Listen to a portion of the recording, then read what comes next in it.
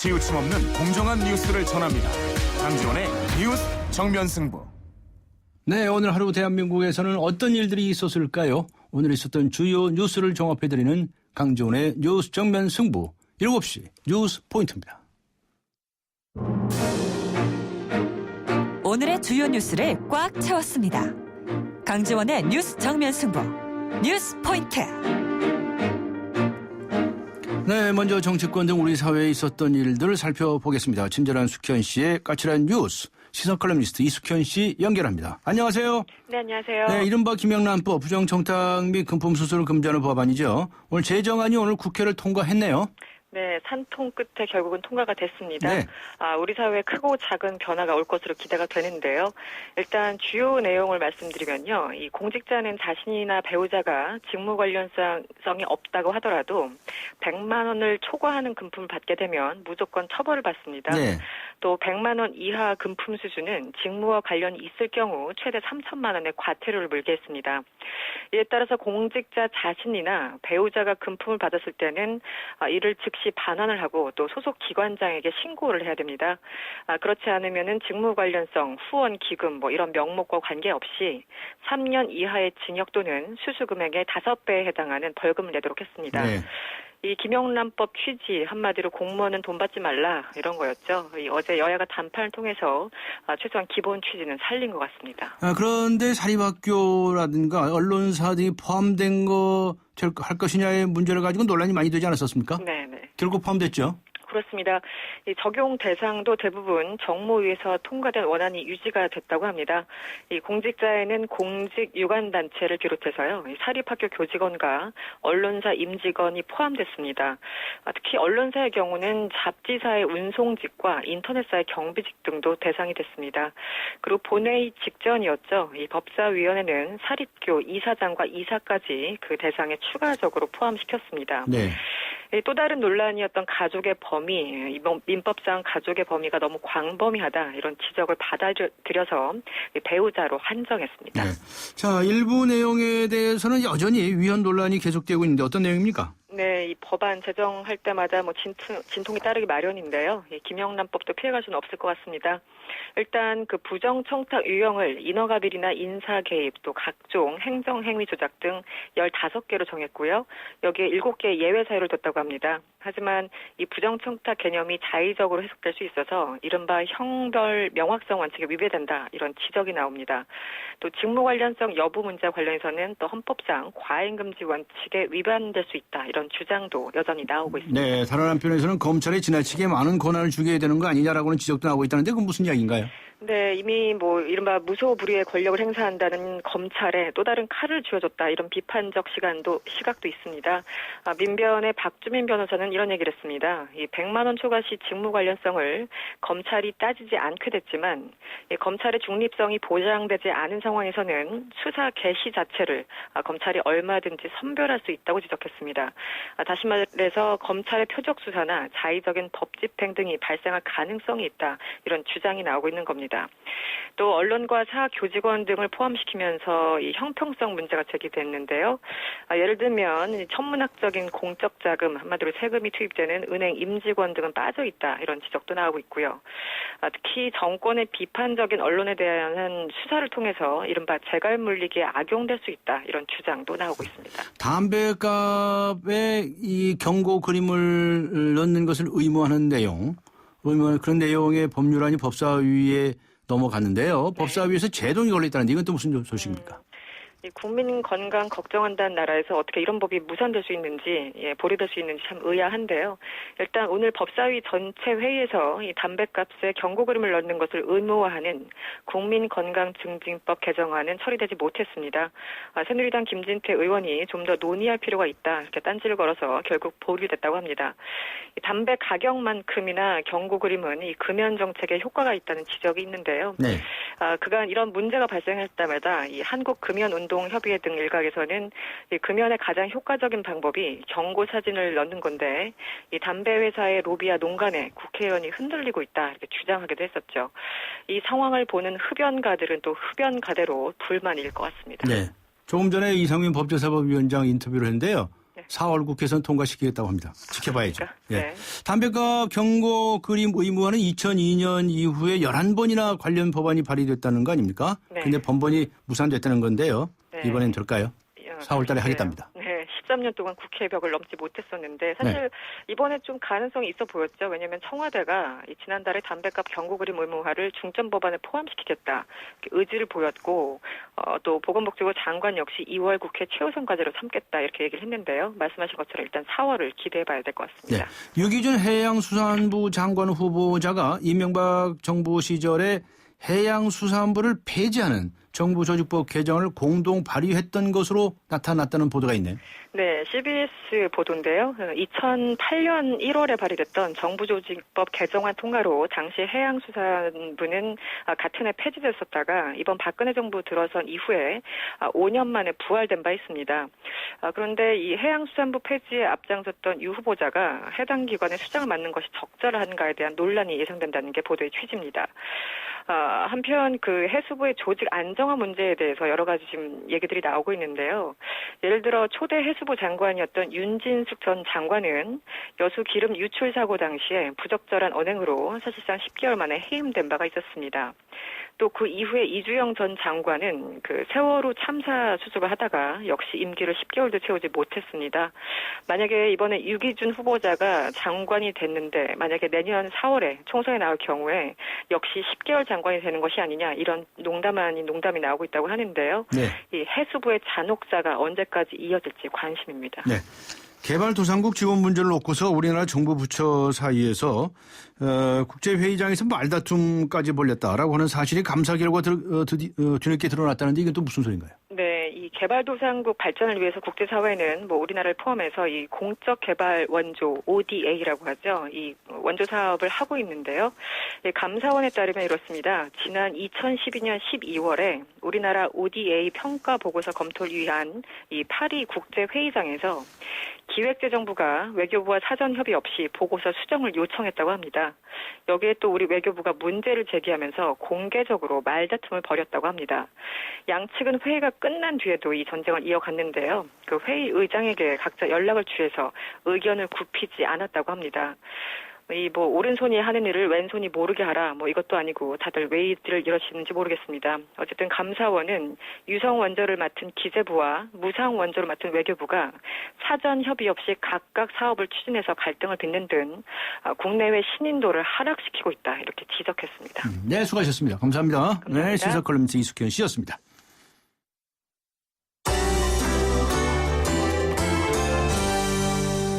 네, 이번에는 경제 소식입니다. 경제 포인트 한국일보의 고은경 기자 연결합니다. 안녕하세요. 네, 안녕하세요. 네, 한 주에 300만 원에 가까운 국내 최고가 주식인 아모레 퍼시픽. 이 아모레 퍼시픽이 액면 분할에 나섰다는 소식이 들어와 있는데 이게 무슨 이야기입니까? 예, 액면 분할이란 주식의 액면가를 일정한 비율로 나눠서 주식수를 늘리는 겁니다. 때문에 주식수는 늘어나고 한 주당 가격은 낮아져서 거래 활성화에 도움을 주는데요. 이렇게 되면 주가의 추가 상승도 기대할 수가 있습니다. 예, 화장품 업체인 아모레 퍼시픽은 오늘 임시 이사회를 열고 유통 주식을 늘리기 위해서 한 주당 액면가액을 기존 5,000원에서 500원으로 분할하기로 결정했다고 공시했습니다. 네. 예, 이번 분할로 그 아모레 퍼시픽의 발행 주식수는 보통주와 우선주 모두 10배 늘어나고요. 대신 주가는 10분의 1로 낮아집니다. 예, 이번 결정으로 4월 22일부터 변경 상장 전날인 5월 7일까지 해당 주식 거래는 정지됩니다. 네.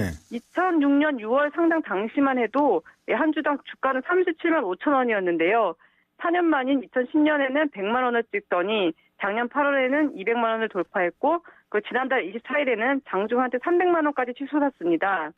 주가가 높은 데다가 하루 평균 거래량도 1만 주에 머무는 등 유통 물량도 적다 보니까 당연히 거래가 부진했는데요. 네. 이 300만 원짜리 주식이 30만 원이 되면은 팔기도 또 사기도 쉬워지고 거래량이 늘면 주가에도 긍정적일 것으로 기대가 되고 있습니다. 네. 반면에 그 유동성은 개선이 되겠지만 기업 가치에 미치는 영향은 없다. 그 단기간 주가는 오를 수 있지만 네. 실적이나 그 가치에 따라서 주가가 달라질 것이다. 이런 의견도 있습니다. 네.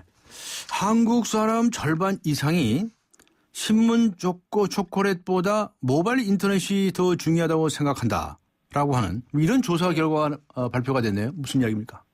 네, 구글이 그 글로벌 전략 컨설팅사인 보스턴 컨설팅 그룹에 의뢰를 해서 한국, 미국, 일본 등 그 13개국의 모바일 인터넷 산업 동향을 담아서 그 글로벌 모바일 인터넷 경제 성장이라는 보고서를 발표했습니다. 네. 이 결과를 보니까 우리나라의 75%는 신문이나 초콜릿, 패스트푸드 대신에 모바일 인터넷을 선택을 했고요. 60%는 술과 커피 대신에 또 20%는 샤워까지 포기를 하고서도 모바일 인터넷을 선택했습니다. 아, 그래요? 예. 네. 예, 한국의 그 2013년 모바일 인터넷 경제 규모는 약 31조입니다. 예, 국내 총생산의 2%에 달하는데요. 우리나라에서 그 모바일 인터넷이 GDP에 기여하는 규모는 연간 약 10%씩 성장해서 2017년에는 44조 4천억 원에 이를 것으로 예측이 되고 있습니다. 네. 보험에 가입할 때 과거 치료를 언급하지 않으면 보험금을 못 받을 수도 있다라고 하는데요. 이 내용 자세히 소개해 주시겠습니까? 네, 금융감독원은 오늘 보험 계약을 맺을 때 보험 가입자가 청약서에 질문한 중요 사항을 사실대로 기재하지 않으면 네. 보험금을 받지 못할 수 있다면서 그 계약 전 알릴 의무에 대한 소비자의 유의 사항을 안내했습니다. 네. 이 의무를 제대로 이행하지 않으면 보험사는 계약을 해지하고 그 보험금 지급도 거절할 수 있는데도 이를 소홀히 해서 관련 분쟁이 2013년 작년 모두 1000건 넘게 발생하고 있는데요. 보험 가입자가 보험사가 제시한 질문표를 통해서 현재와 과거의 질병, 현재 장애 상태 등을 스스로 그 별거 아니다 이렇게 판단을 해서 알리지 않을 경우에 그 내용이 그 계약 체결 여부 또는 가입 조건에 영향을 주는 중요한 사항이면은 고지 의무 위반에 해당이 되는 겁니다. 또 계약 전에 이게 알릴 의무 대상인지 아닌지 잘 모르겠다 하면은 일단 그 질문표에 기재하는 것이 안전하고요. 보험사에 건강검진 결과 자료 등을 제공을 해서 이 사전에 중요한 사항인지를 문의하는 게 바람직하다고 합니다. 네. 또 보험사가 전화 등 통신수단을 활용해서 보험을 모집하는 경우라면요.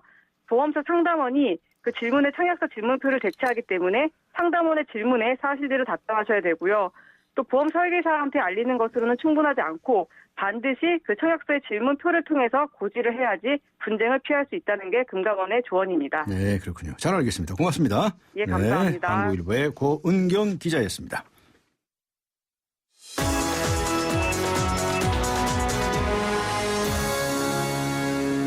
네, 이번에는 나라 밖 소식입니다. 오늘 하루 동안 세계에서는 어떤 일들이 있었을까요? 월드포인트. YTN 국제부의 김종욱 기자 연결합니다. 안녕하세요. 네, 안녕하십니까. 김종욱입니다. 네, 서울은 다른 나라 어느 도시와 비교해서도 물가가 꽤 높기로 유명하지 않습니까? 그런데 옷값이 세계에서 가장 비싼 도시로 조사됐다고 하는 소식이 있네요. 네, 그 전체 물가는 세계 주요 도시 133개 가운데 처음으로 10위에 들었고 예. 옷값은 가장 비싸다는 건데요. 가장 비싸다? 예. 네. 영국의 경제 분석 기관이 미국 뉴욕을 기준으로 해서 생활비를 비교한 결과입니다. 물가가 가장 비싼 도시는 싱가포르고요. 네. 프랑스 파리와 노르웨이 오슬로, 스위스의 쥐리, 호주 시드니가 뒤를 이었습니다.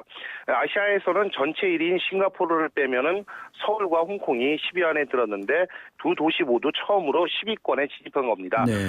지난해 17위였던 서울이 10위로 뛴 데는 의류와 식료품 비용의 영향이 큰 것으로 보이는데요. 그 옷값은 물가가 높기로 유명한 뉴욕보다도 50%나 비쌌고요. 50%나 비싸다고요? 뉴욕보다? 네, 그렇습니다. 그 싱가포르와 함께 옷값이 가장 많이 드는 도시로 조사가 됐습니다. 그 이와 함께 CNBC 방송은 서울 대형마트에서 파스타면 가격의 경우 1kg당 4,300원으로 미국 월마트의 2배라고 지적했습니다. 그 물가 순위에 자주 등장해온 도쿄는 엔화 약세 등의 영향으로 지난해보다 5단계 낮은 11위에 그쳤습니다. 네, 그렇군요. 우리나라 광복 70주년인 올해 중국도 항일 전쟁 승리 70주년을 맞는다고 하는데요. 중국이 승전 행사에 가해국인 일본의 아베 총리를 초청한 모양이네요. 네, 그렇습니다. 그 중국의 항일전쟁 승리 국가기념일은 정확히 6개월 뒤인 9월 3일이고요. 네. 그 올해 기념 열병식은 베이징의天安門광장에서 열릴 것으로 예상됩니다. 네. 특히 중국 정부가 이 열병식 행사에 아베 신조 일본 총리도 초청하겠다는 뜻을 간접적으로 밝혔습니다. 화춘잉 외교부 대변인은 브리핑에서 중국이 모든 관련 국가 지도자와 국제기구에 초청장을 보낼 것이라면서 작업이 진행되고 있어서 자세한 내용은 나중에 발표하겠다 이렇게 밝혔습니다. 네. 관련 국가가 어느 나라를 가리키는지는 분명치 않은데요. 하지만 베이징의 외교가에서는 미국과 영국, 러시아 등 승전국뿐만 아니라 일본과 독일 등 패전국의 지도자들을 포괄하는 표현이라는 해석이 나오고 있습니다. 올해는 과거사 문제에 대해서 우리나라와 중국, 일본이 어느 해보다 갈등을 크게 빚고 있어서 네. 침략 역사를 부인해온 아베 총리가 과연 참석할지 더욱 관심이 커지고 있습니다. 네. 아베 총리 얘기 나온 김에 여쭤보죠. 일본 아베 내각이 불법 정치자금 문제로 바람잘 날이 없지 않습니까? 그런데 이번에 아베 총리까지 불법 자금을 받은 것으로 그렇게 드러났다면서요. 네, 그렇습니다. 중의원 예산위원회에서 야당의 질타가 이어졌는데요. 네. 아베 총리의 지역구 선거사무소가 2012년 한 화학기업에서 정치연금, 우리 돈으로 110만 원 정도를 받은 데 이어서 2013년에 다른 기업에서도 450만 원을 기부받은 것으로 드러났습니다. 물론 일본의 정치자금법은 기업이 정당이나 정치단체에 기부는 할 수 있도록 하고 있지만 특정 사업과 관련해서 국가 보조금을 받은 경우에는 그로부터 1년 안에는 정치연금을 못하도록 되어 있습니다. 아하. 네. 그런데 이번에 나온 기업들은 국가 보조금 교부 결정을 받고 1년 안에 아베 총리에게 헌금한 것으로 드러나서 문제가 되고 있습니다. 그러니까 고마움을 표시하는 일종의 사례금 성격으로 풀이되고 있는데요. 네.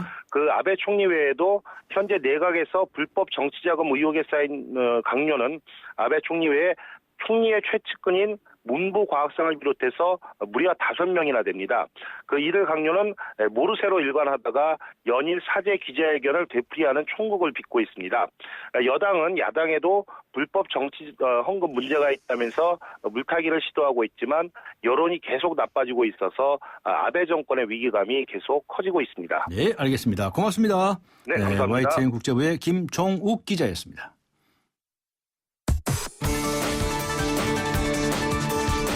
대한민국의 오늘 치우침 없는 공정한 뉴스 강지원의 뉴스 정면 승부가 여러분의 참여를 기다립니다. 짧은 문자 50원, 긴 문자 100원에 휴대전화 메시지 샵 0945와 YTN 라디오 어플리케이션 예스 게시판에 소중한 의견을 남겨주세요. 참여해주신 분들 중 추첨을 통해 정통 시사주간지 주간경향, 아시아 전문 월간지 매거진엔 구독권을 드립니다.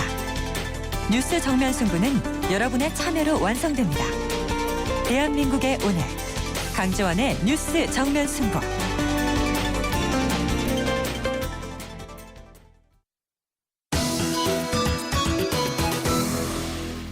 장발장은행. 벌금 낼 돈이 없어서 교도소에 들어갈 위기에 처한 현대판 장발장들에게 벌금을 대출해주는 은행이 생겼다고 합니다. 어제부터 영업을 시작했다고 하는데요. 시민들의 관심도 큽니다. 장발장은 은행에 은행장을 맡으신 분이죠. 홍세화 은행장 연결해서 자세한 이야기 알아보겠습니다. 안녕하세요. 안녕하세요. 네, 예, 장발장 은행에 은행장을 맡으셨다고요? 예, 그렇습니다. 네. 정당 활동은 어떻게 하시고요? 그건 제가 물러났죠. 대표는 물러난 지 꽤 됐습니다. 그럼 물러나고 안 하시고요? 예. 그럼 이 장발장 은행이 도대체 무슨 은행인지 어떤 은행인지 좀 직접 설명 좀 해주시겠어요? 지금 말씀하신 대로 벌금형을 받았는데 돈이 없어서 몸빵으로 대신하는 분들이 계시잖아요. 노역장 유치. 네, 그렇죠. 그래서 교도소에 들어가는 분들이 실제 가난한 것도 불평등인데 또 벌금 아주 쉽게 내는 사람들에 비해서 벌금을 못 내서 환영 유치 이른바 그래서 교도소에 들어가는 분이 이게 불평등이 너무 심하고 못 씁니다. 이래서 무이자로 무담보 담보 없이 대출을 해주는 이런 은행입니다. 네. 어제 대출 시작하셨습니까? 2월 25일 날 첫 발족을 했거든요. 근데 지금 6일 지난 오늘 3천만 원 넘는 돈이 모였습니다. 네. 그래서 오늘부터 벌써 4분에게 대출을 벌써 했습니다. 예. 네네. 3천만 원이 모였다고 말씀을 하셨는데 이 얘기는 무슨 이야기입니까? 시민들이 참여해서 기부를 받으셨다는 건가요? 아니면 성금을 내주신 거죠. 예. 예, 그렇습니다. 모금을 하셨는데 3천만 원 모였고 또 앞으로도 더 많이 모여야 되겠네요. 네, 그렇죠. 시민사회뿐만 아니라 예. 뭐 기업이라든지 많은 또 종교단체라든지 많이 관심을 갖고 있어서 네. 앞으로 많은 이 성금이 모여질 것으로 지금 기대하고 있습니다. 네. 네 분에게 벌써 대출을 해 주셨다고 하는데요. 네네. 네 분은 어떤 분들이든가요?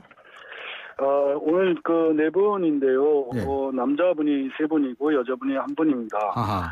남자분은 60세 되신 분이 압류 딱지를 떼어냈다는 이유로 벌금 150만 원을 받으신 분인데 아하. 기초생활수급자이고 치매 뇌종양 뇌졸중으로 투병 중이신 분인데 게다가 또 자녀 두 분을 부양하고 있는 상황이고요. 그래서 이분에게 150만 원을 지금 대출을 해드렸고요. 네. 그다음에 28살 된 남자분인데요. 예. 가벼운 다툼으로 벌금 200만 원을 받으셨는데 이분은 부인과 이혼해서 초동생 자녀를 혼자 키우면서 햄버거 가게에서 일하는 분입니다. 예. 그래서 이분에게 200만 원을 대출을 해드렸고요. 그다음에 41살 되신 여성인데요. 예. 고용보험업 위반으로 벌금 350만 원을 받으셨는데 네. 생활이 어려워서 그래서 우선 200만 원을 좀 대출해 줬으면 좋겠다. 그래서 이분에게도 대출을 해드렸고요. 네. 그 다음에 이제 50살 되신 분인데 51살 되신 남자분인데 예. 신호위반으로 교통. 교통. 그래서 벌금 100만 원을 받으셨는데요. 예. 근데 이 직업이 지금 없으시고, 아하. 그래서 아내하고 자녀 세 분하고 같이 사시는데 생활이 어려워서, 100만 원을 대출을 해드렸습니다. 그렇군요. 그냥 이분들이 이제 벌금을 못 내면, 교도소에 들어가서 환영 유치라고 그래가지고. 하루에 5만 원씩 쳐서, 예. 이 노역을 하게끔 돼 있죠. 네. 그럼 100만 원이라고 하면 하루에 5만 원씩 치면은 예를 들면 20일. 네네. 20일에, 그러니까 말하자면, 자유를 말하자면 이렇게 구하게끔 돼 있는 그런 셈입니다. 그렇군요. 경제가 어려워서 돈을 못 내는 건데 그 20일 동안은 더구나 또 경제 활동도 못 하게 되는 거 아니겠습니까? 네네. 그렇습니다. 네, 그렇군요. 네네. 그 어떻게 해서 이런 일을 해보시겠다고 생각하셨습니까? 갑자기? 그게 원래 인권연대를 비롯하여 이 또 법조계에 있는 법학자분들, 뜻 있는 분들이 이 벌금 제도에 대한 문제의식을 가지고 벌써 2년 전부터 43199 캠페인을 벌렸습니다. 그러니까 43199, 43,199명 이 2009년도에 벌금을 못 내서 환영 유치된 사람들의 숫자입니다. 한 해 그래서 동안에? 매년 한 해에 4만 명가량이 이 벌금이 없어서 지금 교도소에 들어가고 있는, 그래서 자유를 빼앗기고 있는 이런 현실이어서 이건 좀 너무 불평등이 심하고 그리고 너무 사회가 징벌적이다라는 이런 데서 그래도 시민사회에서 좀 따뜻한 그런 손길을 내밀어야 되지 않겠느냐 이렇게 됐고, 그와 동시에 이 법제도가 좀 정비되어야 되겠다, 좀 바꿔줘야 되겠다 이런 의지도 표명하고 있는 셈이죠. 네, 그렇군요. 그런데 이렇게 대출해 준다고 그러지 않으셨습니까?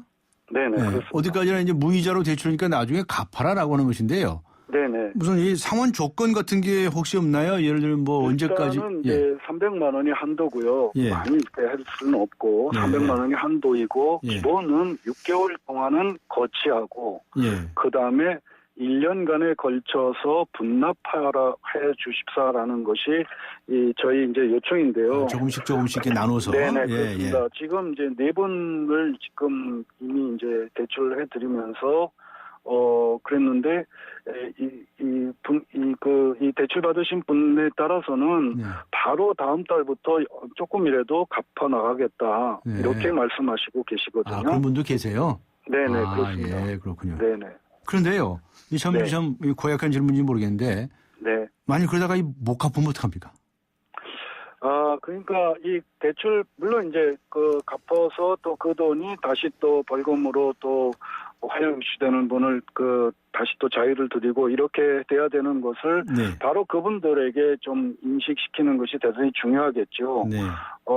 그런데 그래도 또 혹시 못 갚는 분이 계실 수 있는데 그것은 뭐 몇 분이 그럴지 모르겠지만 또 그렇지 않게 또 열심히 내시는 분도 계실 거고 네. 어쨌든 이 제도를 이 혜택을 통하여 삶의 자세 자체에 변화를 가져온다면 이건 좀 그 상징적인 얘기겠습니다만은 그 장발장 이름을 붙인 것에 그 미리엘 주교가 은초대를 맞아주는 그런 장면이 있지 않습니까? 네. 레미제라블에 네. 어떤 그런 상징적인 의미도 담고 있어서 네. 설령 못 받는 경우가 있다 하더라도 거기에 너무 지나치게 예. 저기를 하지 않겠다라는 것이 이제 저희들 생각입니다. 네, 그거 갚으라고 네. 소송을 걸지는 않으시겠죠, 설마? 아, 예, 물론. 예, 하여튼 갚으려고 노력하려고 하는 의지가. 무엇보다도 이제 다른 또 그분들이 갚아야 똑같은 처지에 있는 분들에게 혜택이 갈 수 있다는 이런 것이 좀 움직여질 수 있으면 좋겠다는 생각을 갖고 네. 있습니다. 이 혜택을 좀 도움을 받고 싶어 하시는 분들은 어떻게 하면 되겠습니까? 그 장발장 은행의 네. 그 사이트에 예. 들어오셔서 사이트에 들어가셔서 인터넷에 누리집이죠. 네. 그래서 그 신청서를 내리받아서 네. 그래서 거기에 기재할 것 적으셔서 그 내용은 그렇게 복잡하지 않습니다. 네네. 뭐 주소, 그다음에 성명, 전화, 연락, 그다음에 왜 벌금을 받으셨는지, 벌금액은 얼마인지, 네. 상환은 어떻게 계획하시는지 이런 내용을 담아서 팩스나 네. 이렇게 이 메일이나 보내주시면 됩니다. 네. 앞에 2009년도에 43,199명이 199명입니다. 실제로 환영 유치 처분을 받아가지고 교도소에서 노역을 한 사람들의 숫자죠. 네, 그렇습니다. 예. 그러면 금년에 들어서도 뭐 많을 거라는 이야기인데. 네, 그렇습니다. 많은 분들 신청이 예. 굉장히 많이 들어오고 있습니다. 지금 신청이 많이 들어오고 있습니까? 네네. 그래서 이제 아까 오늘 대출해 주신 분, 분에게 저기를 한 건데요. 네. 심사를 해서. 네. 근데 사실 이게 생각보다 너무 많은 신청이 들어오고 있는 현실이어서 그 참 안타까운 그런 생각이 있지요. 그래서 네. 더 많은 분들이 좀 시민들이 네. 참여를 해주시기를 좀 기대를 하고 있습니다. 네. 네네. 뭐 죄송하지만 신청이 몇 분이나 지금 들어와 있는 대략이라도 있는지 말씀할 수 있나요? 지금 전화만 해도요. 네. 어제 인권연대 그 장발장은행 그쪽에 전화만 해도 한 300통 가량. 300통 가량. 400통. 예, 네. 오늘도 엄청나게 지금 진행이 되고 있는 상황입니다. 그렇군요. 자, 네. 그렇다면 이 은행에 이제 기금이 정말 필요할 것 같은데. 네, 그렇습니다. 기금이 뭐 형편이 돼야 대출을 해주죠. 예, 그런데 그렇죠. 이 기금을 충원하시기 위해서 여러 가지 홍보도 하시고 기금 모금도 하실 텐데요. 네네. 잘 모일 것 같습니까? 아니요, 그렇지 않습니다. 많이 알려져 있고요. 예. 그래도 5일 사이에 3천만 원이 모였다는 것만으로도 네, 그 시민사회가 많이 움직여 주시고 있고, 네. 그만큼 이제 이 사안에 대해서, 많은 시민들이 공감하고 계신 것 같습니다. 네. 자, 그러면 이 기금 모금에 호응을 해서 나도 좀 도움을 좀 드리고 싶다라고 하는 분들은 어떻게 하시면 됩니까? 그럼 그냥 하나은행, 그 계좌를 불러드려도 될까요? 예, 그러시죠. 장발장 은행 이름으로 계좌가 개설돼 있습니다. 네. 저희는 이 돈 들어오는 거를, 이 송금 수수료에 들어가는 것 말고는 단 한 푼도 벌금 이외에 쓰지 않기로 약속을 했습니다. 예. 그러셨군요. 네, 어떤 관리비나 이런 거 전혀 안 쓰기로 했거든요. 네. 그 계좌 번호가 하나은행이고요. 388 다시 910009 9 다시 23604입니다. 23604. 네, 다시 한번 말씀드릴게요. 하나은행 388 다시 910009 다시 23604. 계좌 이름은 장발장 은행입니다. 가입자 성명은 이제 장발장 은행으로 되어 있군요. 네네, 계좌 이름이. 계좌 이름은 그렇게 되어 있군요. 알겠습니다. 1년에 그렇게 많은 이들이 환영 유치를 받고 있다. 참 놀라운 사실인데 그분들을 위해서 좋은 일을 더 많이 해 주시길 기대하겠습니다. 오늘 말씀 감사합니다. 예, 고맙습니다. 네, 고맙습니다. 지금까지 장발장 은행의 홍세화 은행장이었습니다. 지금 시각은 7시 29분을 가리키고 있습니다. 이 시각 교통 상황 알아보고 가겠습니다. 김미란 캐스터입니다. 네, 뉴스 정면 승부 교통정보입니다. 도로가 미끄러워 사고 위험이 있습니다. 속도 줄여서 안전하게 지나시기 바랍니다. 우선 한남대로 따라 강남 쪽으로는 남산 1호 터널부터 한남이 고가차도까지 밀리고 있습니다. 주변 남산 2, 3호 터널도 모두 강남 쪽으로 서행하고 있는데요. 동작대로는 이수교차로 방면 남태령 고개에서 이수역까지 밀리고 있고 반대 과천 쪽으로도 이수역 이전부터 사당역 쪽으로는 시속 30km 서행입니다. 강남대로 교통량이 많은 상태인데요. 강남역부터 신사역까지 양 방면이 밀리고 있습니다. 역삼로 개나리 아파트 사거리에서 옛 역삼 세무소 사거리 구간도 서행하고 있는데요. 반대편도 신호 2번 정도는 필요합니다. 서부고속도로 여전히 안양 쪽 교통량이 많습니다. 목동교부터 금천교까지 전 구간이 밀리고 있고 반대 도심 방면 금천교부터 목동교 사이도 시속 2, 30km 안팎입니다. 뉴스 정면 승부 교통정보였습니다.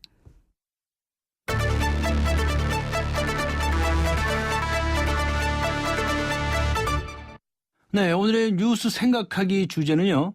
김영란법이 우리 사회에 어떤 변화를 가져올 것으로 생각하십니까? 라고 하는 주제입니다. 3955번님께서는요. 99만 원짜리 선물이 유행하지 않을까요? 이런 의견을 주셨습니다.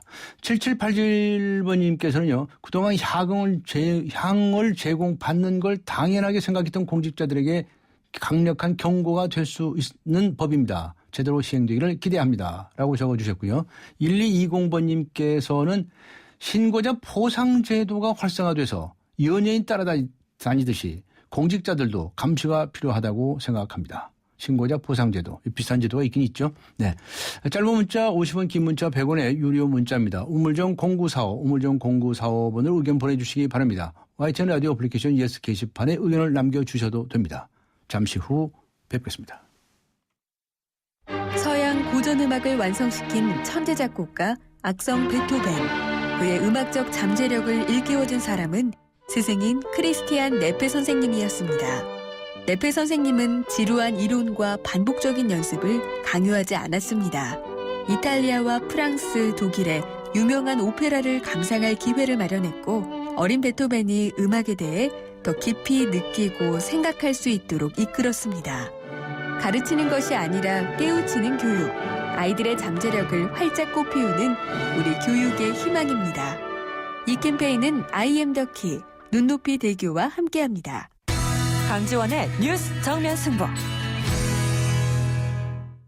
네, 오늘의 뉴스 생각하기 주제. 김영란법이 우리 사회에 어떤 변화를 가져올 것으로 생각하십니까? 라고 하는 주제인데요. 5508번님께서는 곳곳에 구멍이 많아지긴 했지만 통과에 의의가 있다고 생각합니다. 국민들이 염원하던 법이니만큼 공직사회가 청렴해졌으면 좋겠습니다. 6303번님께서는요. 시행하기도 전에 헌법 소원을 운운하는 건 법에 참모를 끼얹는 일이라고 생각합니다. 향후 보강해 나가면 될 것 같습니다. 라는 의견을 주셨습니다. 그 외에도 많은 분들이 의견을 주셨는데 다 소개해드리지 못하고 있습니다.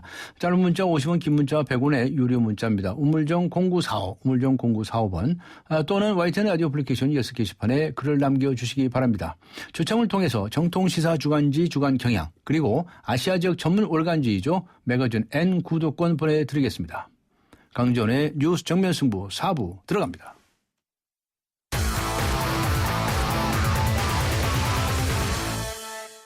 네, 오늘 하루 동안 스포츠계에서는 어떤 일들이 있었을까요? 스포츠 포인트. 중앙일보의 박린 기자 연결합니다. 안녕하세요. 네, 안녕하세요. 네, 류현진 선수 소식부터 전해주시죠. 가벼운 부상이 있었지 않습니까? 복귀했죠? 네, 맞습니다. LA 다저스 류현진이 등 통증 이후에 처음으로 불펜 피칭에 나섰는데요. 네. 류현진은 오늘 그 다저스 스프링 캠프가 열리고 있는 미국 애리조나주 글렌데일 불펜에서 32개의 공을 던졌고요. 류현진은 팔이나 등에 전혀 문제가 없다고 말했습니다. 네. 지난달 25일에 스프링 캠프 두 번째 불펜 피칭 후에 그 통증을 호소했던 류현진은 팀 훈련에서 제외됐는데요. 그 병원에서 그 MRI 촬영 결과 다행히 이상이 발견되지는 않았고요. 지난달 28일에 캐치볼을 주고받은 뒤에 오늘 불펜 피칭을 소화했습니다. 류현진은 지난 시즌에 두 차례 부상자 명단에 올랐는데요. 올 시즌 200이닝 소화를 목표로 세우고 부상 방지에 노력을 기울이고 있고요. 류현진 이달 중순쯤에 그 시범 경기에 등판할 것으로 보입니다. 네, 그렇군요. 자, 이번에는 강정호 선수 소식도 좀 전해주시죠. 미국 프로야구 피츠버그에 입단을 했는데 첫 실전에 나섰죠. 네, 맞습니다. 강정호는 오늘 미국 플로리다주 블레인턴에서 열린 자체 청백전에서 주전들이 속한 블랙팀의 선발 유격수 겸 3번 타자로 출전했는데요. 네. 강정호는 1회 초 수비에서 땅볼 타구를 깔끔하게 처리했고요. 1회 말 타석에서는 유격수 땅볼로 물러난 뒤 4회 초에 교체됐습니다. 강정호는 본격적으로 시작하는 느낌이라면서 투수의 볼에 적응력을 키워서 만족한다고 소감을 밝혔고요. 강정호는 내일 토론토 블루제이스와 시범 경기 개막전에 선발 유격수 겸 6번 타자로 출전할 예정입니다. 네, 축구 소식도 알아보죠. 전북이 오늘 중국 팀과 아시아 챔피언스 리그를 치르지 않았습니까? 어떻게 됐습니까? 네, 전북이 오늘 중국 산둥 루넌과 조별리그 2조 원정 2차전을 치렀는데요. 4대1 대승을 거뒀습니다. 네. 사실 전북은 어제 산둥 루넌이 제공한 훈련장 잔디가 논두렁처럼 상태가 나빠서 훈련을 취소하는 황당한 상황을 겪었는데요. 아주 나빴다면서요. 네. 네, 맞습니다. 최강희 전북 감독은 이곳에서 훈련하면 선수들 발목이 다 돌아가는 부상을 당할 수밖에 없다고 분노했는데요. 네. 전북은 오늘 맨노에서 찐 산둥을 그라운드에서 혼쭐냈습니다. 전반 21분에 에두가 선제골을 넣었고요. 네. 동점골을 내줬지만 후반 26분에 한교원, 후반 30분에 이재성, 후반 추가 시간에 레오나르도가 연속골을 터뜨려서 4대1 승을 거뒀습니다. 한편 성남 FC는 조금 전인 오후 7시 30분부터 탄천에서 일본의 간바 오사카를 상대하고 있습니다. 네. 남자 프로배구 전통 명가죠. 현대캐피탈이 사상 처음으로 포스트 시즌 진출에 실패했네요. 네, 맞습니다. 현대캐피탈이 어제 한국전력에서 2대3으로 졌는데요. 현대캐피탈은 남은 3경기를 모두 이겨서 승점 9점을 얻어도 한국전력과 승점 차가 4점 차가 나는데요. 남자 프로배구는 3, 4위간 승점 차가 3점 이내일 때만 단판 준 플레이오프를 치러서 현대캐피탈은 2005년 V리그 출범 후에 처음으로 포스트 시즌 진출에 실패했습니다. 네. 외국인 선수 아가메즈가 무릎 부상으로 전력에서 이탈했고요. 대체 선수 케빈이 기대에 미치지 못했습니다. 한편 선두 삼성화재는 오늘 대한항공을 꺾으면은 남은 경기에 관계없이 2위 OK저축은행을 따돌리고 정규리그 1위를 확정짓고요. 여자부에서는 도로공사, 기업은행, 현대건설이 플레이오프 진출을 확정된 상황입니다. 네. 남자 프로농구 소식도 좀 알려주시죠. 정규리그가 막판으로 치닫고 있는데요. 4위와 5위, 2위와 3위의 경쟁이 치열합니까? 네, 맞습니다. 창원 LG가 어제 삼성을 꺾고 고양 오리온스와 공동 4위에 올랐는데요. LG와 오리온스는 정규리그 마지막 날인 5일 결과에 따라서 4위를 가리는데요. 4위가 되면은 오전 3승제의 플레이오프 1, 2차전을 홈에서 치를 수 있는 이점이 있습니다. 공동 2위인 원주동부와 서울 SK의 2위 경쟁도 오리부중인데요. 네. 정규리그 2위는 4강 플레이오프에 직행하는 이점이 있는데요. 2경기씩 남겨진 동부와 SK는 막판까지 2위를 다투고 있습니다. 네, 알겠습니다. 고맙습니다. 네, 감사합니다. 네, 지금까지 중앙일보의 박린 기자였습니다.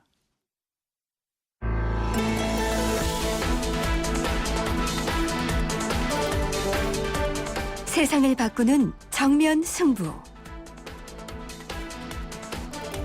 올해 상반기 대기업 대졸 공개 채용에 막이 올랐습니다.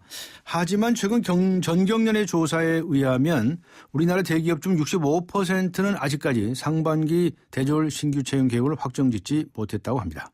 대졸 취임문이 갈수록 바늘구멍이 되어가고 있는 거 아닌가 싶은데요. 세상을 바꾸는 정면 승부. 오늘은 갈수록 심각해지는 취업난 문제 알아보도록 하겠습니다. 매일경제신문의 최경옥 논설위원 연결합니다. 안녕하세요. 네, 안녕하세요. 네, 요즘 청년 취업 얘기 하도 얘기들을 많이 했는데요. 정말 네. 이 청년들 고민이 이만저만이 아니죠. 올 상반기 취업 시장 더 힘들어질 것이라는 얘기가 있는데 맞습니까? 네, 경기 상황이 더욱 안 좋아지고 있죠. 예. 전국 경제인 연합회에 따르면 올해 작년만큼 신입사원을 뽑겠다는 기업 또는 작년보다 더 뽑겠다는 기업은 전체 24%에 불과했습니다. 대신에 작년보다 덜 뽑겠다거나 혹은 한 명도 안 뽑겠다 하는 기업들은 또 전체에 또 한 11% 정도가 됐는데요. 네. 국내 업종 경기가 악화되고 있고 회사 내부 상황도 안 좋아지고 있고 또 정년 연장 내년부터 되지 않습니까? 이것 때문에 퇴직 인원이 줄어들어서 네. 신규 채용은 줄일 수밖에 없다. 이런저런 이유들을 들어서 올해 굉장히 새로 신규 채용 규모를 많이 줄일 것 같습니다. 네. 그런데 특히 문과 여학생들에게는 취업문이 더 좁을 것 같다라는 얘기가 있는데 그건 무슨 얘기인가요? 네, 요즘 학생들 사이에서 문송합니다라는 말이 유행이라고 하는데요. 문송하다고요? 예, 문과라서 죄송합니다라는 뜻입니다. 예. 취업 시장에서 이제 홀대받는 인문계의 비애를 자학적으로 표현한 말인데요. 네. 다른 표현으로는 인구론도 있습니다. 인문대의 90%가 놀고 있다 이런 말도 있거든요. 예, 그래서 지금 그 1997년 외환위기 직후까지만 해도 이공계 기피 현상이 굉장히 심했거든요. 예. 근데 지금은 오히려 이공계는 그래도 좀 휴직이 되는데 문과 쪽이 정말 찬밥 신세고요. 네. 지난해 서울대, 연대, 고려대 이른바 그 스카이라고 하죠. 네. 여기에 인문사회계열 졸업생 가운데 3명 중 1명은 직장을 구하지 못했다 이런 말이 있고요. 네. 지금 삼성, LG, 뭐 현대차 이런 곳들도 이공계의 비중을 거의 7, 80%까지 뽑고 있습니다. 네. 이런 와중에 이제 문과 출신 여성들의 취업은 더욱더 힘든 거죠. 어허. 지금 보면은 그 대기업 10곳 중에 6곳 이상이 신규 채용 계획을 아직 확정하지 못했는데 네. 뽑더라도 이공계하고 남성 위주로 뽑을 예정이다 이렇게 밝혔고요. 네. 지금 이미 채용을 한 경우를 보면 여성들의 비중은 한 24%밖에 안 됩니다. 네. 그러니까 10명을 뽑으면 그중 한 2-3명만 여자를 뽑는다는 뜻이거든요. 그러니까 네. 여성들의 취업이 더욱 어려워질 것으로 보입니다. 네. 문과, 이과 따진다면은 뭐 이공계 출신들이 잘 나가는 것이 나쁘다고 말할 수는 없는데요. 뭐 어차피 네. 한때는 뭐 엄청 그 이공계 장려하고 그러지 않았었습니까? 네, 그런데 여성들이 이렇게 불리하다고 하는 것은 문제가 좀 심각하네요. 네. 근데 뭐 취업 시장에서 전통적으로 여성들의 비중이나 그런 건 굉장히 줄어들어 왔고요. 네. 최근에는 이제 취업 시장이 좋을 때는 여성들이 시험도 잘 보고 점수가 높고 또 면접에서 굉장히 잘 하기 때문에 네. 뽑히는 확률이 높았는데 네. 이제 기업들이 또 써보면 우리나라 기업들이 아직도 굉장히 보수적이어서 네. 여성들은 중간에 그만두는 경우도 많고 네. 또 험한 일은 기피하는 경우도 많고 네. 그래서 요즘에는 오히려 뽑을 때 남성들한테 할당량을 줘서 남성을 일정 비율 뽑고 나서 네. 여성들을 뽑는 경우가 많습니다. 아, 그래요? 그래서 여성들은 주로 이제 뭐 시험을 보는 계통, 예를 들어 공무원이랄까, 네. 아니면 사시라든가, 아니면 외시라든가 이런 시험을 봐서 들어갈 수 있는 직종으로 많이 갑니다. 네. 여성들 잘 뽑아서 활용을 해야 회사가 잘 될 텐데요. 네. 글쎄요, 뭐 그거야 다 시절 좋을 때 얘기고 남자들 그래요? 일자리가 시절 없는 좋을 때 한국에 뭐 예 그렇습니다. 네네. 자, 구직자들이 요 금융권도 선호하는 경향이 있는데 금융권은 취업문이 더 좁아질 거라는 이야기도 있네요. 예, 금융권은 공기업이나 대기업 이상으로 보수가 좋고 안정적인 직장이죠. 대학생들이 굉장히 선호하는 직장인데요. 예. 최근 한 2, 3년 새 금융권 실적이 굉장히 안 좋아지면서 작년 한 해 동안에만 5만 명 가까운 인력이 일자리를 잃었습니다. 무슨 소리냐면 신규 채용보다는 기존 직원들 내보내는 데 좀 혈안이 되어 있는 상태고요. 예. 우리나라 은행들이 보통 예대마진, 예금과 그 대출 이자 간의 그 차이를 따먹는 데 익숙한 은행들이 많지 않습니까? 네. 그런데 이제 저금리 시대가 오면서 여기에 잘 적응을 하지 못하고 있고 이 IT 기술이나 모바일 뱅킹의 발달로 지점이 더 이상 많이 필요하지 않게 됐기 때문에 네. 또 여기에다가 주식시장이 최근 몇 년 동안 계속 개걸음을 하고 있거든요. 네. 그러다 보니까 증권사 수익도 악화돼서 지금 뭐 거의 그 기존에 있는 인력들 내보내기 바쁘고요. 어허. 그러다 보니까 상당수 금융회사가 보통 1년에 2번 정도 공채를 이제 상반기, 하반기로 뽑았었는데 예. 이거를 아예 안 하겠다는 데도 있고 1년에 한 번만 뽑겠다 이런 것들도 있습니다. 네. 그리고 시중랜들 중에서는 지금 뭐 유일하게 기업은행이 작년에 220명 뽑았다가 올해 400명 뽑겠다 이렇게 했는데 나머지 은행들은 뭐 하반기에는 한번 뽑아볼까. 그러나 작년에 이미 뽑았기 때문에 많지는 않다. 보통 이러고 있습니다. 네. 글쎄 좀 고용을 좀 창출해야 우리 경제 전체에 도움이 될 텐데요. 이 보수 체계를 좀 낮추더라도 무슨 일자리를 좀 늘리거나 그런 방법은 없나요? 그 무슨 경제에서 무슨 변화가 좀 오는지 모르겠는데. 어쨌든 말이죠. 네. 지금 구직을 하고자 하는 청년들에게 한마디 해 주신다면 이 상반기 취업과 관련해서 말이죠. 어떤 말씀을 해 주시겠습니까? 네, 지금 금융권뿐만이 아니고 이 삼성 등 대기업들도 지금 지난해 엄청나게 인력들을 많이 내보내고 있거든요. 예. 여기에다가 이제 동부나 STX, 웅진 같은 중견 그룹들도 대부분 워크아웃 또는 법정 관리에 들어가 있어서 새로 인력을 뽑을 형편이 안 됩니다. 네. 상황이 너무 안 좋기 때문에 뭐 조건이라고 할 만한 게 있을까 싶습니다만 네. 그래도 희망적인 것은 이제 올해를 바닥으로 경기가 좀 좋아질 것이라는 전망이 슬슬 나오고 있는데요. 그런 전망 나오고 있습니까? 네, 우선 유가 하락이 굉장히 많이 됐고 유가 하락, 두 번째 예. 미국 경기 회복 등 대외 여건이 개선되고 있고요. 예. 또 시중금리가 2%대 초반에 머무르고 있어서 이른바 저유가, 저금리, 미국 경기 회복 이런 조짐이 나쁘지 않고 네. 또 주택 경기 역시 1월과 2월 주택 거래량이 사상 최고치를 기록하는 등 완만한 회복세를 보이고 있습니다. 네. 네, 그런 측면에서 이 대기업이나 공기업 또는 금융권만 찾을 게 아니라 네. 당장은 그보다 근무 여건이나 보수가 좀 떨어지더라도 네. 이 경기 회복 조짐이 보이는 건설사나 코스닥 상장업체 이런 쪽으로 좀 중견기업들 쪽을 좀 적극 공략해 보는 게 어떨까 싶습니다. 네. 그보다 더 중요한 것은 자신의 적성에 맞는 업종을 찾아가는 것이 좋겠죠. 예, 그냥 보수 같은 거 너무 따지지 말고 말이죠. 회사 이름 따지지 말고 그게 더 좋을 것 같은데 참 이게 풀어나가기 쉬운 일이 아니네요. 자, 그런데요. 요즘 그 청년들이 취업을 해도 말이죠. 막상 일자리가 질이 좋지 않다. 뭐 이런 얘기가 있는데 어떻습니까? 예, 최근 대졸 취업자 10명 중에 4명이 비정규직으로 사회에 첫 발을 내딛고 있고요. 예. 이들이 받는 임금도 정규직으로 취업한 또래 임금의 절반 수준에 불과한 것으로 조사가 되고 있습니다. 네. 2명 중 1명은 비정규직으로 사회생활을 시작하고 있고요. 또 이 취업자 중 상당수가 이 불안정한 일자리에 머무르면서 저임금을 받는 게 더 큰 문제인데요. 네. 지금 2012년 기준으로 대졸자의 월 평균 근로소득은 197만 원 정도인데 197만 원. 그중에 정규직은 한 215만 원 받는데 예. 비정규직은 133만 원. 133만 원. 일용직은 105만 원 정도 받습니다. 105만 원. 그러니까 정규직과 비정규직 또 일용직 간에 한 1.5배에서 2배 정도 차이가 나는 그러네요. 거죠. 예. 네, 그래서 사회생활을 처음 시작할 때 비정규직으로 첫 발을 내디디면 사실상 다음에 정규직 전환이 굉장히 어렵거든요. 그래서 예. 진짜 큰 문제가 아닐 수 없습니다. 네, 그렇군요. 자, 앞에 정년 연장 말씀을 하셨는데요. 60세까지 정년 연장하는 하게 되면은 아무래도 청년 쪽에서는 일자리가 더 적어지는 게 아니냐라고 하는 얘기가 있을 수가 있는데 어떻게 보시나요? 글쎄요, 아버지 세대들의 일자리하고 자식들 세대들의 일자리는 굉장히 다른 일자리거든요. 아버지 세대들은 적어도 직장에서 20, 30년씩 일을 하신 분들이고, 네. 자식 세대들은 신입사원으로 들어가야 되는데, 예. 지금 사실 문제는 이제 아버지 세대도 구조조정 당하고 신입사원은 들어갈 길이 없고 이런 상황이기 때문에, 네. 그러면 아들이 놀고 있으니까 아버지가 할 수 없이 일용직이라도 나가서 돈을 벌어야 되지 않겠습니까? 네. 그러니까 아들이나 아버지 세대나 똑같이 일용직으로 많이 몰리고 있습니다. 예를 들어서 무슨 주유소라든가 아니면 카페라든가 레스토랑이라든가 이런 데는 보통 이제 그전에는 20대 청년들이 아르바이트 개념으로 했던 직장들인데요. 예.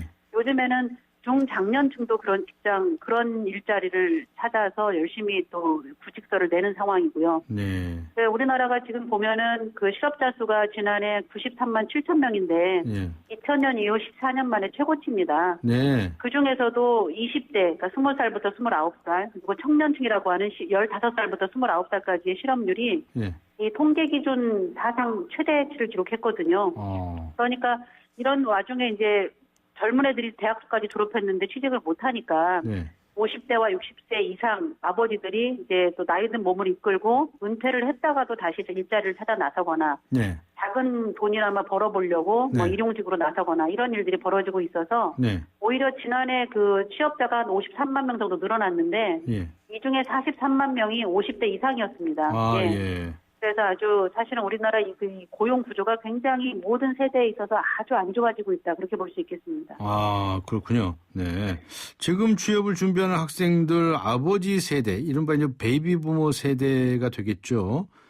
근데 이 아버지 세대 때 받은 대학 졸업장하고 지금 아들 세대들이 받은 대학 졸업장하고 의미가 같습니까?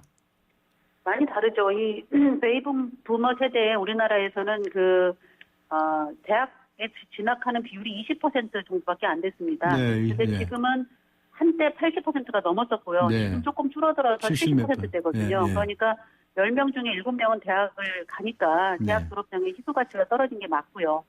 그다음에 아버지 세대가 직장에 사회생활에 처음 내실 때는 그때는 무역이라든가 우리나라 조선, 중공업 이런 화학 이런 모든 업종들이 새롭게 시작하는 시대였기 때문에 일자리가 정말 많았습니다. 그런데 지금은 이제 그런 모든 수출 주도형 제조업들이 일종의 성숙기에 들어가고 중국과의 경쟁에서 밀리고 이래서 이제 가라앉고 있거든요.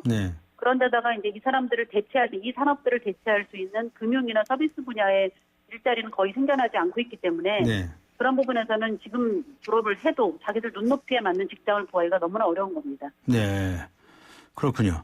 아버지 세대 입장에서도 일자리가 불안하기는 또 마찬가지고요. 중장년층의 실업률도 증가했다면서요? 아까도 말씀드렸지만 경기 침체가 지속되고 기업 실적이 악화되면서 40, 50대 직장인들에 대한 구조조정이 본격화하고 있습니다. 지방보다는 서울 수도권에서 이런 현상이 두드러진데요. 지방은 주로 이제 생산직이나 공장직이 많은 반면에 서울 수도권은 화이트 칼라의 사무직이 많기 때문인데요. 지난해 서울시의 전체 실업자는 24만 명으로 전년보다 한 3만 명 정도 더 늘어났고요. 예. 이 같은 증가폭은 관련 통계를 작성하기 시작한 2000년 이후 최대 수준입니다.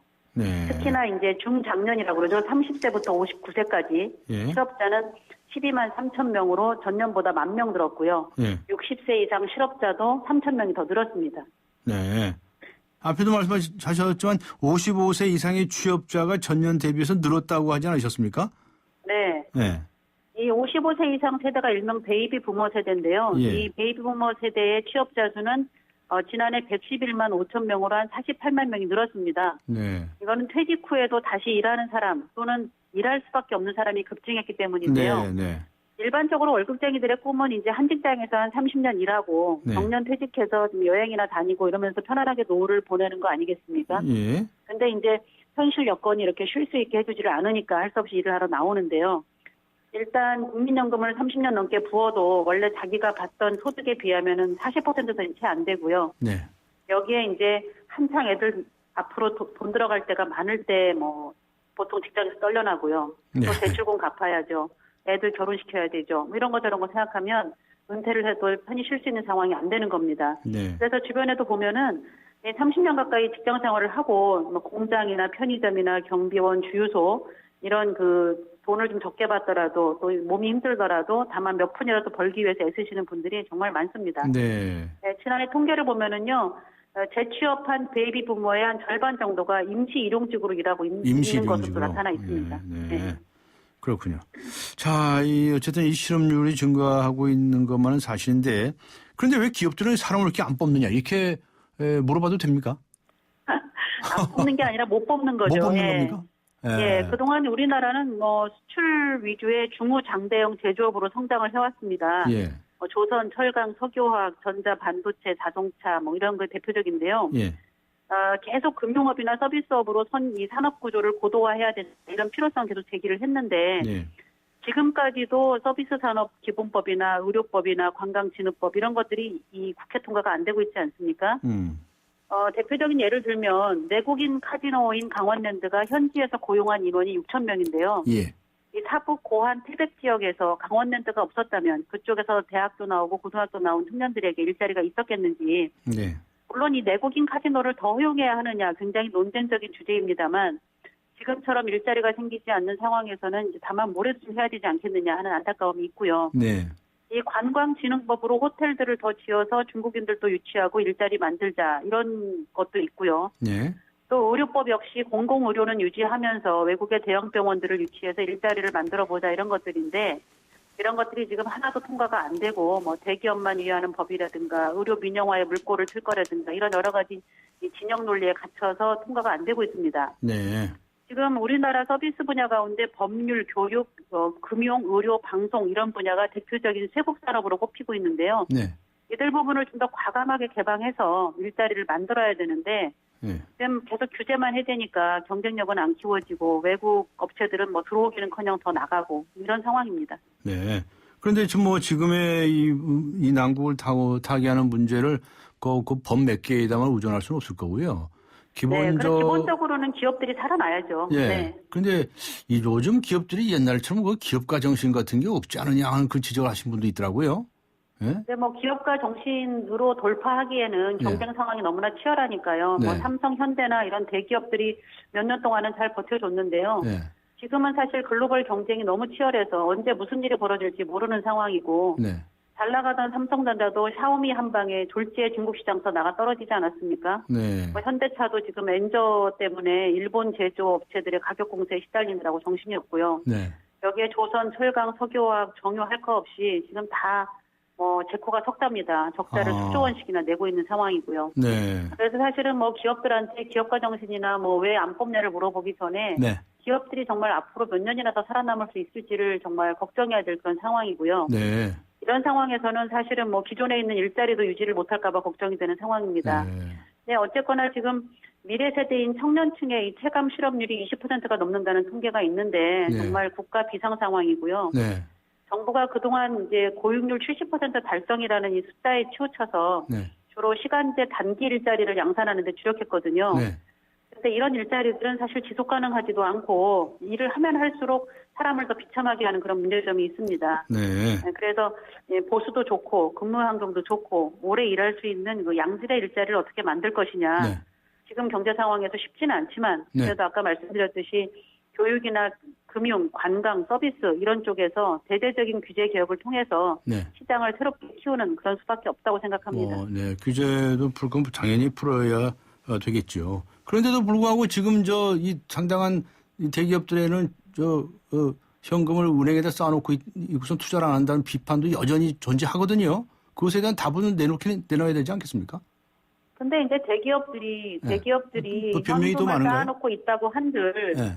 지금 우리나라가 그동안 지탱해왔던 제조업들은요. 네. 실제로 투자를 하더라도 공장에 투자하고 설비에 투자하는 것이 사람이 많이 필요하지는 않습니다. 네. 지금 석유화학 공장을 예를 들어서 5,000평, 10,000평짜리를 세워도요. 네. 전체 관리하는 직원은 대여섯 명도 안 되거든요. 그래도 투자는 하긴 해야 되는 거 아니에요? 때문에. 네? 그래도 투자는 하긴 해야 되는 거 아니에요? 아니 투자를 하긴 해야 되는데요. 네. 그 투자가 지금 저희가 주력으로 하던 업종들이 전 세계적으로 공급 과잉입니다. 예. 이런 상황에서는 업종이. 투자를 한다는 게 자기 네. 스스로 목을 조르는 상황이기 때문에 예. 뭐 예를 들어서 바이오나 금융이나 무슨 뭐 로봇이나 이런 데 신사업에 출발해야 된다고 하지만 네.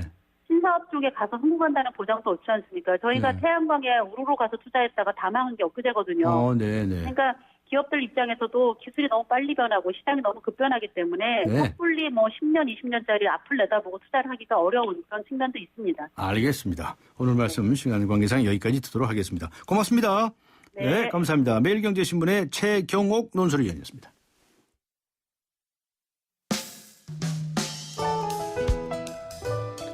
네, 김영란법이 우리 사회에 어떤 변화를 가져올 것이라고 생각하십니까? 오늘의 뉴스 생각하기 주제인데요. 3116번님, 아쉬운 부분도 있지만 첫 술에 배 부를 수는 없다고 생각합니다. 이런 법이 생기고 그로 인해서 공직자들의 마음가짐이 달라지기만 해도 큰 효과가 있을 것으로 기대됩니다. 라는 의견 보내주셨습니다.